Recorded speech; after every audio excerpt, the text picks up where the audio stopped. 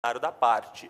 Além do que, não só na constituição dos créditos tributários, como também na cassação do registro especial, há o contraditório e a ampla defesa. Com a ressalva de que, na maioria dos créditos constituídos pela Receita Federal do Brasil, ele é feito por lançamento por homologação, através de DCTF. Então, é um lançamento por homologação em que não há contraditório. A própria parte reconhece o seu débito. Importante. Com esses destaques, inicio a abordagem do recurso extraordinário da recorrente. A Fazenda Nacional tentará demonstrar aqui que é fundamental para a resolução dessa lide as especificações do setor de fabricação de cigarro no país, que possui características próprias e distintas que devem ser apreciadas para a devida análise dos princípios da livre iniciativa, da proporcionalidade, da razoabilidade, bem como da jurisprudência do tribunal com relação às sanções políticas. Como disse pelo advogado que me precedeu, a atividade de fabricação de cigarro no país ela é apenas tolerada em face dos malefícios à saúde, direito consagrado no artigo 196 da Constituição Federal. E o Estado tolera impondo o quê? Uma tributação proibitiva de caráter extrafiscal. Busca o Estado aqui, então, o quê? Arcar com os custos sociais do consumo de cigarro, bem como desestimular o quê? A fabricação, o comércio e o consumo do cigarro pelo consumidor de fato. Importante destacar que no preço final do cigarro, praticamente 70% é de tributo federal. Importante esse destaque. Então, ministro, nesse contexto do setor de cigarro, é fundamental o quê? Para o Estado tolerar essa atividade, que haja uma responsabilidade tributária. Então, para que o Estado tolere a prática e a produção desse produto nocivo à saúde, o Estado impõe o quê? Pagamento de alta carga tributária. Sobre esse tema, o ministro Peluso discorreu no seu voto condutor na ação cautelar 1657. O ministro Peluso, citando os professores Luiz Eduardo Chueire e também o professor Tércio Sampaio Ferraz Júnior, afirma que a produção de cigarro é permitida no país. É permitida desde que o quê? Respeitados os pressupostos legais. Sem o respeito desses pressupostos, ela se fica proibida e ilícita. Essa foi a posição que o Supremo consagrou no julgamento daquela ação cautelar. No mesmo sentido, o ministro Carlos Aires Brito pontuou que a tributação elevada é um freio no consumo do cigarro, ao passo que a sonegação é um acelerador no consumo, subvertendo toda uma política fiscal de desestímulo ao consumo de cigarro. O ministro Hélio Graus também, com todo o seu conhecimento de direito econômico, pontuou que o princípio da livre iniciativa não é um princípio absoluto. Ele destacou e chegou a citar em seu voto as ADINs 390, 1950 e 3.512. Assim, ministro, o princípio alegado, violado pela recorrente, a Fazenda entende que não é um princípio absoluto, o princípio da livre iniciativa. Ele deve ser relativizado, é uma liberdade social que deve ser relativizada em interesses de outros interesses sociais. E aqui nós temos o caso da saúde pública e também da concorrência leal e da defesa do consumidor. Então, há um conflito aqui entre esses interesses. Outra alegação do recurso extraordinário da parte envolve a questão das súmulas do Supremo Tribunal Federal, súmulas número 70, 323, 547 e também o recurso extraordinário da relatoria do ministro Celso de Mello, recurso extraordinário 415, 418. Sobre esse ponto, eu peço licença aqui para ler o voto do ministro Peluso, que aborda toda a situação envolvendo esse setor específico, afastando a jurisprudência do Supremo Tribunal Federal. Peço licença. Há, contudo, como venho sustentando, dissimilitudes decisivas que apontam para a singularidade do caso em relação à jurisprudência da Corte. A. Existe justificativa extrafiscal para a exigência da regularidade tributária, que é proporcional e razoável à vista das características do mercado concentrado da indústria de cigarros. B. Não se trata de simples imposição de restrições e limitações à atividade em débito com a Fazenda, autorizada em lei. mas de comando pré-ordenado também ao resguardo de valor jurídico constitucional de igual predicamento e dignidade, que é o princípio ou regra da livre concorrência. C. O precedente do RE 415-018, da relatoria do ministro Celso de Mello, cuida das restrições fundadas em exigências que transgridem os postulados da razoabilidade e da proporcionalidade, sem justo fundamento, limitações arbitrárias, atividade legislativa abusiva ou imoderada, dentre outros predicados, que, como vistos, não se aplicam sequer remotamente a este caso. As súmulas invocadas não tratam a hipótese, pois que, como decidiu acertadamente o TRF2, o caso dos autos envolve a análise sobre a possibilidade do Estado exigir, com base na norma infraconstitucional, regularidade fiscal para a manutenção de seu registro especial, em ramo produtivo específico, inexistindo correlação com a simples adoção de medidas coercitivas para cobrar tributos. Conclui o ministro citando José Afonso da Silva, ao qual entende que a cobrança, a cassação do registro especial deriva da prática de um ato ilícito, que é o não pagamento de tributo nessa área respectiva de produção de cigarros. Por fim, ministro, a Fazenda vem repete aqui um alerta feito pelo ministro Eros Grau. O ministro Eros Grau, em seu voto, chegou a alertar citando o Barão de Tararé. Restaure-se a legalidade ou nos locupletemos todos. Essa frase do ministro Eros Grau, ela é um pouco refletida na condição atual do setor de cigarros no país. Vou passar um número para os senhores. Nós temos hoje, como bem dito pelo advogado da recorrente, 15 empresas produtoras de cigarros no país. 2 delas representam 85% do mercado. 2 representam 85% do mercado. Só que essas 2 representam, em termos de arrecadação, 99,7% da arrecadação. Ao passo que as outras 13 representam, em termos de arrecadação, apenas 0,3% da arrecadação. Em suma, a prática de não recolher tributo para ganhar mercado e vender mais cigarro, ela está sendo novos adeptos. Não se restringe a essa empresa. Outras empresas do mercado estão também não pagando tributo para ganhar mercado e vender mais cigarro. Concluindo, ministros, a Fazenda destaca que existem nos autos pareceres do professor José Antônio da Silva, Tércio Sampaio Ferraz Júnior e Humberto Ávila, bem como o douto parecer da Procuradoria-Geral da República, todos nos sentidos aqui defendido pela Fazenda Nacional. Diante de todo exposto, a Fazenda confia e espera o improvimento do recurso extraordinário da parte com a manutenção do acórdão do TRF da 2ª Região. Muito obrigado. Presidente, antes de adentrar o exame do cerne do recurso extraordinário, eu abordarei as circunstâncias que sugeriam, por ocasião do julgamento da cautelar, a análise mais aprofundada da matéria, por conta da aparente inconstitucionalidade da norma submetida ao crivo da Corte. O artigo 2º, inciso 2 do Decreto-Lei 1593, tem a seguinte redação. Artigo 2º. O registro especial poderá ser cancelado a qualquer tempo pelo secretário da Receita Federal se, após a sua concessão, ocorrer um dos seguintes fatos. Inciso 2º. Não cumprimento de obrigação tributária principal ou acessória relativa a tributo ou contribuição administrada pela Secretaria da Receita Federal. A primeira leitura da norma impugnada traz alguma perplexidade que pode ser expressa em 3 pontos. Em primeiro lugar, é inequívoco que a norma em exame leva à proibição do exercício de atividade econômica, pois a concessão do registro especial é condição necessária para a fabricação e a importação de cigarro. Tal proibição tem por hipótese o, aspas, não cumprimento de obrigação tributária principal ou acessória.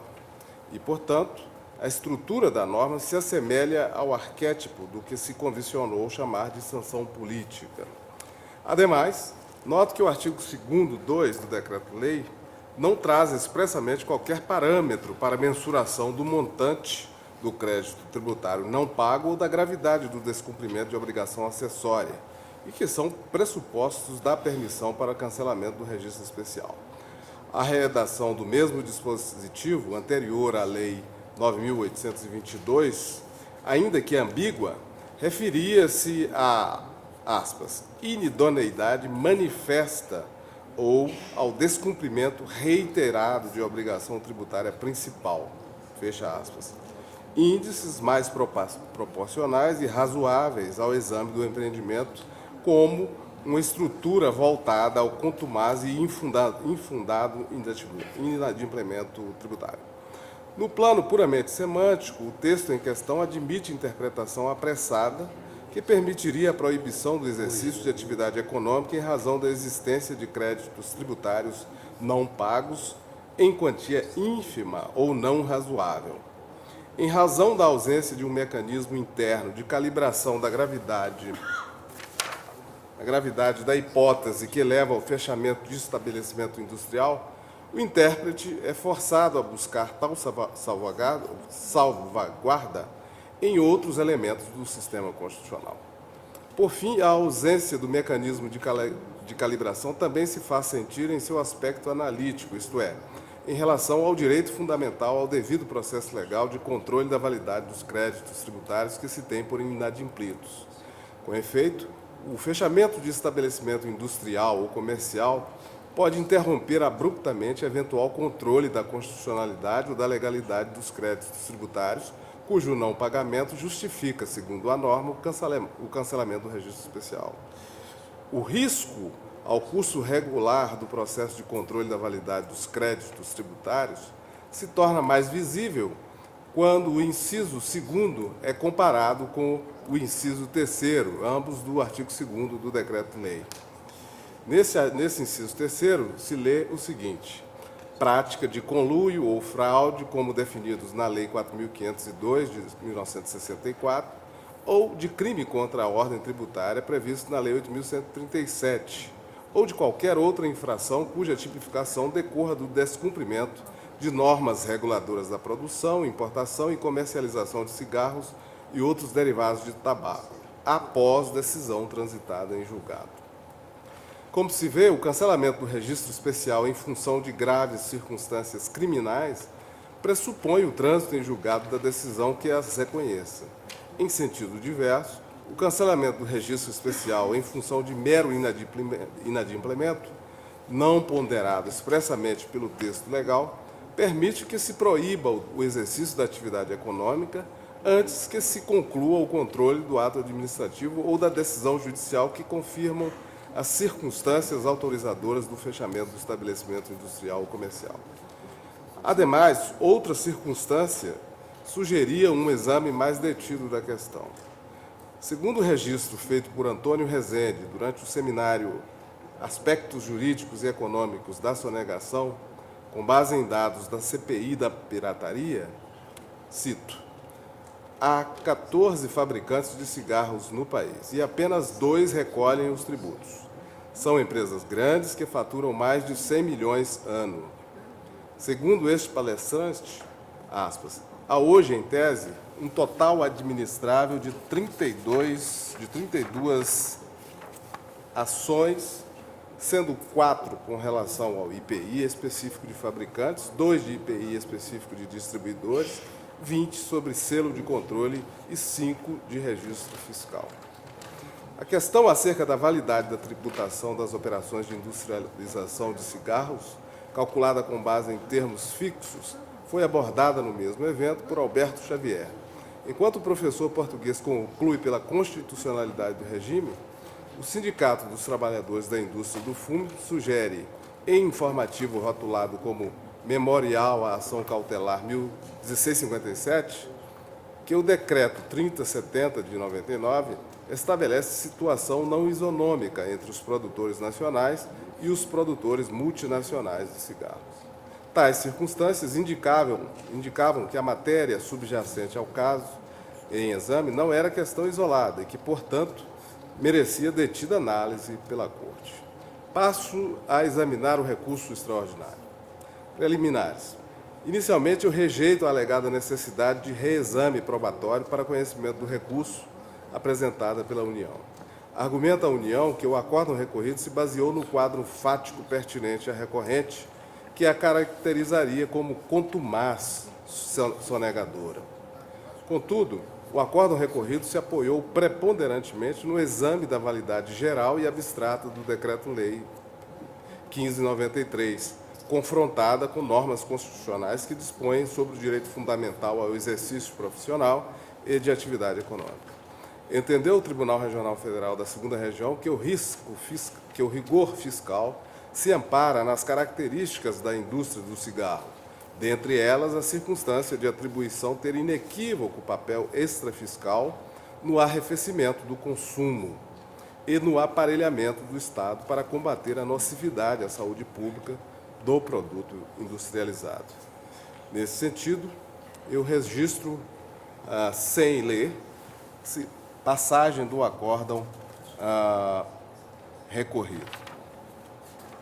O recurso extraordinário, por outro lado, discute a invalidade do Decreto-Lei 1593, independentemente do quadro de créditos tributários tidos por não pagos, pois concebe que a inadimplência tributária não pode validamente, pura e simplesmente, ser hipótese de restrição ao exercício de atividade econômica.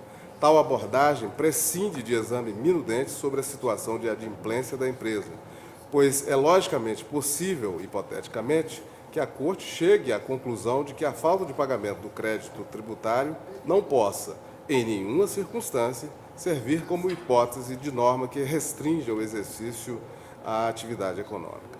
Afasto ainda a alegada falta de pré-questionamento. O acórdão recorrido examinou a controvérsia, invocando diretamente a fundamentação constitucional direta, ou seja, o direito fundamental ao exercício econômico e profissional, inclusive no que diz respeito à proporcionalidade e à razoabilidade da interpretação dada à norma impugnada. Passo, portanto, ao exame do mérito. O Supremo Tribunal Federal possui uma venerável linha de precedentes que considera inválidas as sanções políticas. Entende-se por sanção política as restrições não razoáveis ou desproporcionais ao exercício de atividade econômica ou profissional lícita, utilizadas como forma de indução ou coação ao pagamento de tributos. Como se depreende do perfil apresentado e da jurisprudência da Corte, as sanções políticas não se limitam a um único semblante, mas podem assumir uma série de formatos. A interdição de estabelecimento e a proibição total do exercício de atividade profissional são apenas os exemplos mais conspícuos.